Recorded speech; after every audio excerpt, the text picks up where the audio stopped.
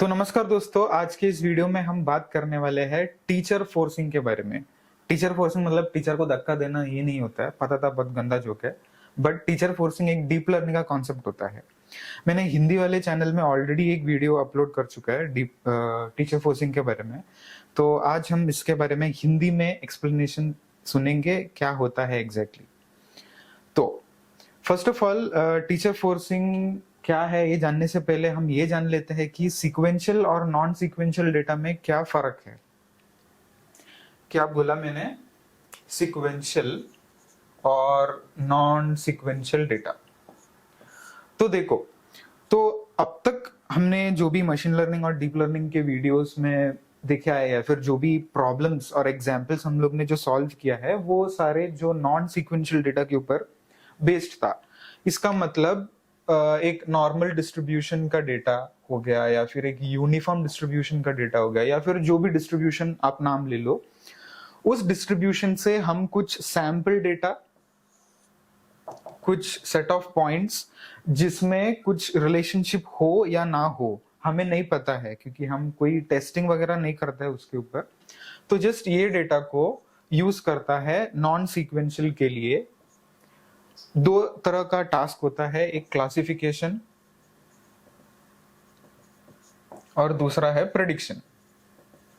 Classification मानो आपको देखना है कि जो लोन लिया है बैंक से वो डिफॉल्टर होने वाला है या फिर नॉन डिफॉल्टर, ऐसा कुछ। या फिर प्रेडिक्शन, समझो आपको एक नया फोन खरीदना है तो आपको उसमें अलग अलग पैरामीटर्स होते हैं तरह तरह के, जैसे कि रैम हो गया या फिर स्क्रीन के साइज हो गया, मेमोरी कैपेसिटी, बहुत सारी चीजें।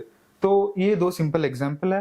तो कुछ सिनेरियोस में हम नॉन सीक्वेंशियल डेटा यूज करते हैं इसमें, और किसी किसी में हम रेलेवेंट वेरिएबल्स जो रियली क्या सच में उसमें कुछ इम्प्रूवमेंट या फिर जो एलिमेंट होता है वो हम यूज करते हैं इसमें। बट मोस्टली हम नॉन सीक्वेंशियल डेटा यहाँ पे यूज करता है।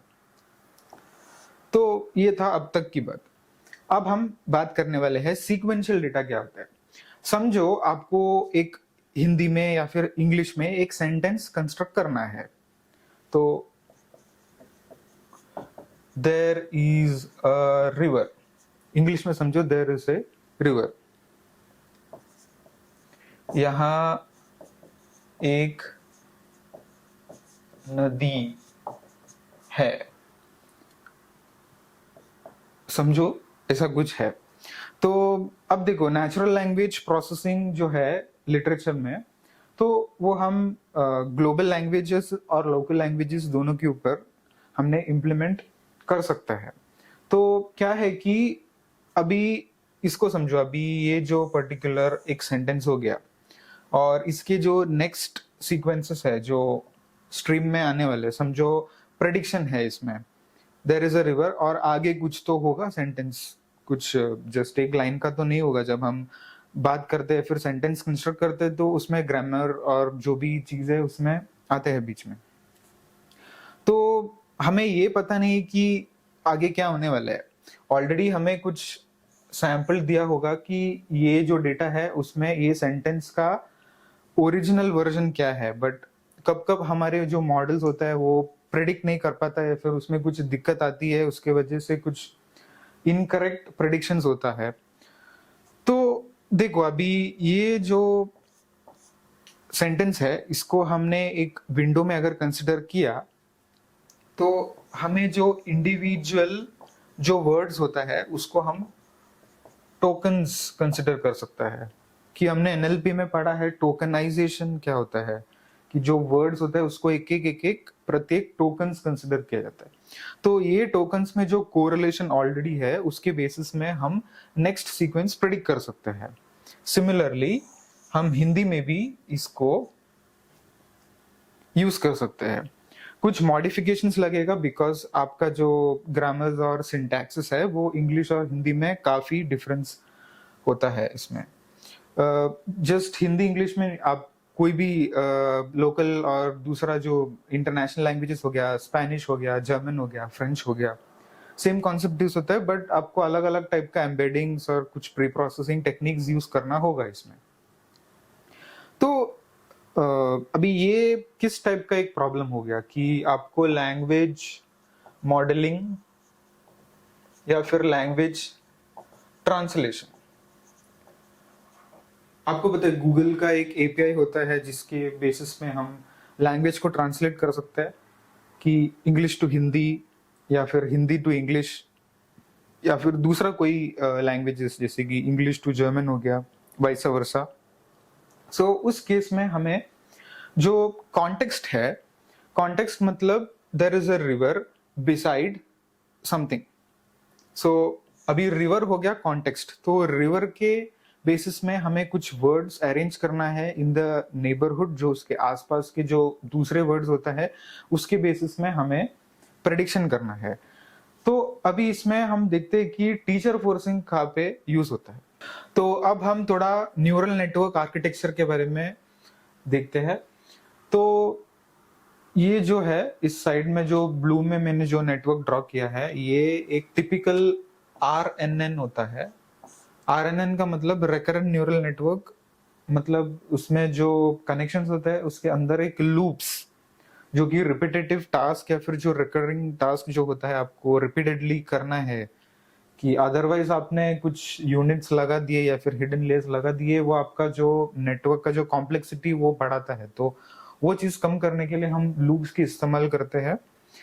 अभी ये जो लूप के कॉन्सेप्ट है ये हम प्रोग्रामिंग में भी कई बार देख चुके हैं, जैसे कि फॉर लूप हो गया, कुछ चीजें रिपीटेडली आपको करना है तो आप एक लूप के माध्यम से उसको अचीव किया जाता है। तो सेम हो गया एक RNN, जिसमें सेल्फ लूप्स बोलते हैं, ये लूप्स इस्तेमाल होते हैं।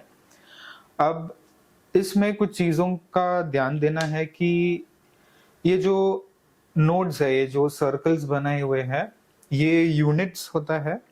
ये जो पहला वाला है ये इनपुट यूनिट होता है, जहां से हम इनपुट को फीड करता है। फॉर एग्जांपल अब ये जो हो गया, ये सेंटेंस हो गया, इसको हम यहाँ पास कर सकते हैं एक एक टोकन के बेसिस में, एक साथ नहीं, कि हम एक विंडो में इसको ब्रेक कर सकते हैं और एक एक टोकन हम इसके अंदर सेंड कर सकते हैं। तो जो इनपुट यूनिट से हम जो हिडन यूनिट, और एच का मतलब होता है हिडन यूनिट, तो जो ये जो पैसेज है तो उसके बीच में हमें एक वेट यूज करना है u। हिडन से जो हिडन हो गया, उधर से जो कनेक्शंस होता है उसको हम w करके रिप्रेजेंट करने वाले हैं, और जो हिडन से जो आउटपुट हो गया उसको हम v से रिप्रेजेंट करेंगे। ठीक है, तो हमने न्यूरल नेटवर्क का आर्किटेक्चर देखा है कि उसमें कुछ एक्टिवेशन फंक्शंस और कुछ तरह तरह का हिडन यूनिट्स और इसके बीच में यूज कर सकते हैं डिपेंडिंग अपॉन जो हम कौन से प्रॉब्लम को सॉल्व करने वाले हैं, बेस्ड ऑन दैट। और जो आउटपुट से जो यहाँ जाता है, ये जो L है इसका मतलब हो गया लेबल सेट, मतलब आपका जो ग्राउंड ट्रुथ हो गया कि आपको क्या प्रेडिक्ट करना है एक्चुअली, तो वो यहाँ पे प्रेजेंट है। और ये जो y मतलब आपका फाइनल आउटपुट है। हाँ, अब आप पूछे होंगे कि ये y और ये o में क्या डिफरेंस है। ये o मतलब जो इंटरमीडिएट स्टेप होता है बीच में आपका, आफ्टर एवरी जो कंप्यूटेशन आपको जो रिजल्ट आता है, इंटरमीडिएट आउटपुट्स समझो S1 और S2 S3, जो बैच में आपको जो प्रोसेस करके जो आउटपुट्स मिलता है उसको समेशन करके आप यहाँ पे यूज करेंगे। तो इसका जो आउटपुट आता है आपको y कैप में होता है, y एस्टिमेट, कि आप कुछ एरर निकालते हैं इसके बेसिस में। सो टिपिकली ऐसा एक आर्किटेक्चर जो है न्यूरल नेटवर्क के, तो उसमें हम सॉफ्ट मैक्स को यूज करते हैं, जिसका इक्वेशन हम यह लिखा है। So y cap t is equal to softmax of OT। जो इसको जो आउटपुट आता है तो वो इधर से प्रोसेस हो के आता है कि हम जो क्लासिफिकेशन हो गया या फिर जो प्रेडिक्शन हो गया, तो इन दैट केस हम इसको यूज करते हैं। तो अब हम देखते हैं कि ये जो भी इक्वेशंस है या फिर ये जो नेटवर्क्स है, वो नेटवर्क्स को हमने अनफोल्ड करना है। समझो ये एक छोटा सा एक पेपर का जो जो रहता है, समझो ये ऐसा है, तो हमें इसे एक्सटेंड करना है। तो एक्सटेंड जब हम करोगे तो ये आपको कुछ ऐसा नजर आएगा कि आप जब इसको एक्सटेंड करते हो तो ये देखो, ये जो H2H का जो लूप हो गया, इसको आपको एक्सटेंड करना है इन टाइम स्टेप्स। जो आप इधर देख रहे हो HT-1, HT+1, तो ये जो T-1 हो गया वो प्रीवियस टाइम स्टेप हो गया, ये HT मतलब प्रेजेंट टाइम स्टेप, और ये जो है नेक्स्ट वाला। तो एक्सटेंड जब करोगे तो इतना ध्यान रखना कि आपको हिडन लेयर्स में एक्सटेंड करना है। वाई? बिकॉज आपके पास एक सेल्फ लूप है यहाँ पे, या फिर एक रिकर्सिव लूप है, तो आपको टाइम स्टेप्स में उसको एक्सटेंड करना है। तो सिमिलरली जब आप इसको एक्सटेंड करोगे तो आपका ये जो पैरामीटर्स हो गया U, W, V, वो भी आप इसमें रेप्लिकेट करोगे। तो जस्ट आपको एक एक टोकन जो स्ट्रीम हो गया देयर, फिर हो गया इज ए रिवर, तो वो सब यहाँ पे प्रोसेस करके आपको कुछ आउटपुट देगा इसका एट द एंड। नाउ आप सोच रहे होंगे कि भाई इसमें इतना पैरामीटर्स क्यों है, कि ऑलरेडी हमें पता है कि W transpose X plus B जो नॉर्मल न्यूरल नेटवर्क है उसमें हमें सिर्फ दो तरह के वेट्स होते हैं, एक जो W है और एक B जो बायस होता है। और ये जो RNN में भाई इतना पैरामीटर्स क्यों है, या फिर ये जो U, V, W हम जो बात करते आ रहे हैं ये इतना इसमें क्यों है कि हम एक पैरामीटर या दो पैरामीटर से नहीं ट्रेन कर सकते इसको। तो कहानी कुछ ऐसा है कि आपको पता होगा कि न्यूरल नेटवर्क्स में एक प्रॉब्लम होता है, प्रॉब्लम ऑफ सिमेट्री। इसका मतलब जो आपने जो वेट्स इनिशियली मॉडल में या फिर नेटवर्क में जो इस्तेमाल किया है, अगर आपने उसको यूनिफॉर्म वेट्स लगाया ट्रेन करवाने के लिए, तो क्या होता है कि कुछ पॉइंट में ऐसा होगा कि कुछ एरर होगा उधर लर्निंग के टाइम, तो वो सारे नेटवर्क में ऑप्टिमाइज होगा और प्रोपोगेट होगा। तो आपकी जो फाइनल आउटपुट होगा उसमें भी आपको कुछ एक प्लस माइनस एरर तो आएगा डेफिनेटली। तो वो ना होने के लिए हमने U, V और W पैरामीटर्स मतलब वेट्स हो गया, हाइपर पैरामीटर्स यूज किया है, सो दैट अगर इधर कुछ एरर हो गया तो जस्ट वो इधर ही होना है, इधर कुछ एरर हो गया तो जस्ट उधर ही होना है। सो हम उसको मैन्युअली जाके एक्सेस करके उसमें अपडेट कर सकते हैं, एंड नॉट जो हमने जो ग्लोबल लर्न किया है उसमें सारा प्रोपोगेट ना होगा। सो जस्ट अब देखो, अभी इधर जस्ट एक 3 लेयर का नेटवर्क है बस। इसमें समझो कल कोई बड़ा नेटवर्क बनाया कि आपके पास समझो 5 मिलियन यूनिट्स या पैरामीटर्स हो गया, तो ये कितना बड़ा प्रॉब्लम दे सकता है अगर जस्ट आपने सिर्फ 2 पैरामीटर से इसको ट्रेन किया हो। तो समझता हूँ कि इसमें U, V, W उसके डबल होता है, बट आपको ये ऐसा ही करना है, बिकॉज अदरवाइज आपका जो लैंग्वेज ट्रांसलेशन या फिर प्रेडिक्शन है वो रॉन्ग होगा। तो अब हम इस इक्वेशंस पे नजर डालते हैं। तो मैंने बताया कि ये जो फाइनल जो आउटपुट है वो सॉफ्ट मैक्स का जो फंक्शन है वो यूज करते हैं, बिकॉज आपको अगर क्लासिफाई करना है तो बेस्ड ऑन दैट आपको सॉफ्ट मैक्स लगाना पड़ेगा। कि मल्टी क्लास क्लासिफिकेशन आपके पास समझो 20 क्लासेस हो गया, या फिर आपको एज ग्रुप प्रेडिक्ट करना है कि less than 20, 20 to 30, 30 to 40, 50 to 60, above 70, ऐसा कुछ चीज है। इन दैट सेटिंग आपको सॉफ्ट मैक्स यूज करना है। थोड़ा पीछे आते हैं कि ओटी जो ये जो यूनिट है यहाँ पे VHT प्लस C। VHT मतलब ये जो वेट होता है जो हिडन से जो आउटपुट में जाता है वो वेट हम मल्टीप्लाई करते हैं HT माने सारा जो हिडन लेयर्स है जो भी यहाँ पे है उसका जो भी आउटपुट है हम V से मल्टीप्लाई करते हैं और एक C ऐड करते हैं इसमें। C एक बायस होता है, प्लस माइनस जो आपका एरर होता है वो एडजस्ट करने के लिए। तो ये हो गया सिंपल। अब आते हैं हिडन लेयर्स में यूजुअली हम tan h फंक्शन यूज करते हैं, जो आपका जो आउटपुट है उसको थोड़ा एक स्टेबलाइज करता है -1 टू +1 के रेंज में।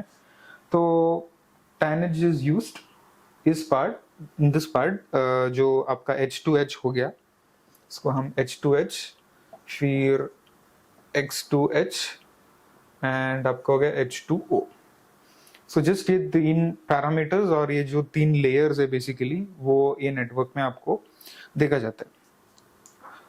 एंड अब दिस वन ये जो है AT, AT जो है वो आपका जो इनपुट लेयर है उधर यूज होता है। सो बिगिनिंग में आप जब मॉडल को ट्रेन करते हो तो उस टाइम में आपको ये इक्वेशन से ट्रेन करना है। अभी आप चेंज कर सकते हैं। बेसिकली आपका जो u है, u xt मतलब जो इनपुट है टाइम t, प्लस ये जो ht-1 है जो प्रीवियस लेयर है, वो एक वेट का फंक्शन होता है, इसलिए उसको ht-1 और एक w ब्रैकेट में दिया है।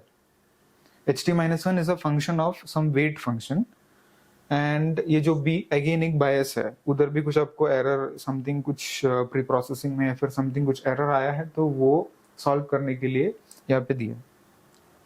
तो ये सारे इक्वेशन से हम ये जो नेटवर्क को एनेबल करके प्रोसेसिंग में यूज कर सकते हैं। तो अभी ये देखना है कि इसमें टीचर फोर्सिंग कहाँ पे आता है। जैसे कि मैंने पहले बताया था कि आपको प्रेडिक्शन या फिर क्लासिफिकेशन में इसको यूज करना है। समझो हम लोग ने क्लासिफिकेशन का एग्जांपल लिया and there is a river, और हमारे पास कुछ ऐसा ऑलरेडी ग्राउंड ट्रूथ है कि जो हम नेटवर्क को मजबूर कर सकते हैं कि ये ही लर्न करना है, फिर ये ही आउटपुट हमें चाहिए इसके बाद। सो इन दैट केस अभी समझो आपका जो नेटवर्क ट्रेनिंग हो रहा है यहाँ पे, सो देयर गया, ईज गया, ए गया, रिवर गया, तो इसमें समझो ये ईज की जगह पे आर आ गया।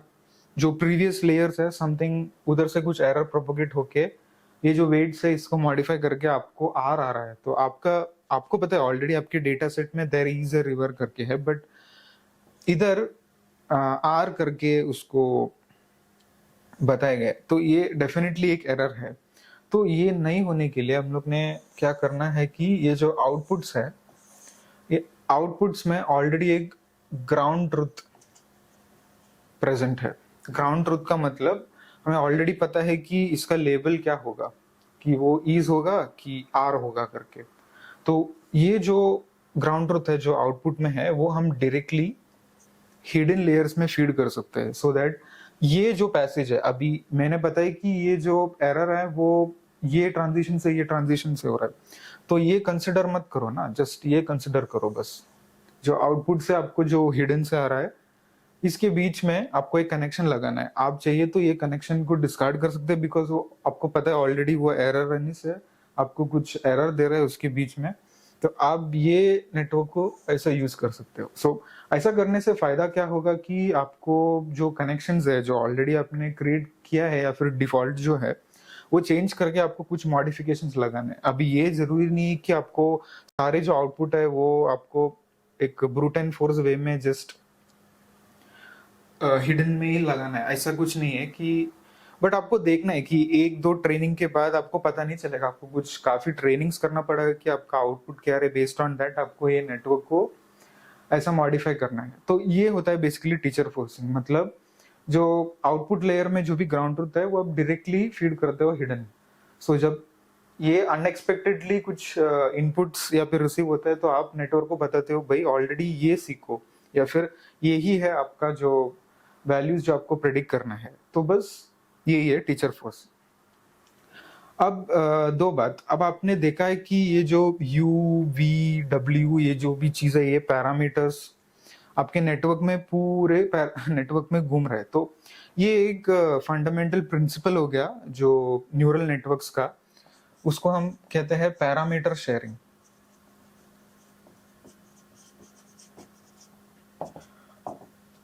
पैरामीटर शेयरिंग मतलब जो भी आपने जो ट्रिपलेट्स है इसको हम ट्रिपलेट्स बोलते हैं यूवीडब्ल्यू, ये पैरामीटर्स पूरे नेटवर्क में घूमता है।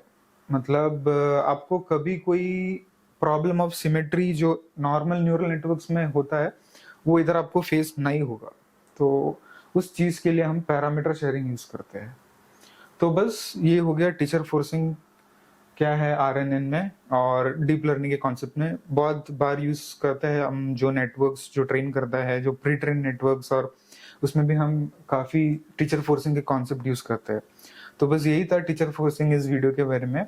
सो अगर आपको वीडियो अच्छा लगा तो लाइक कीजिएगा, कमेंट कीजिएगा, और अब तक आपने सब्सक्राइब नहीं किया तो सब्सक्राइब भी कर दीजिएगा। मैं आपसे एक नए वीडियो में फिर से मुलाकात करूंगा। धन्यवाद।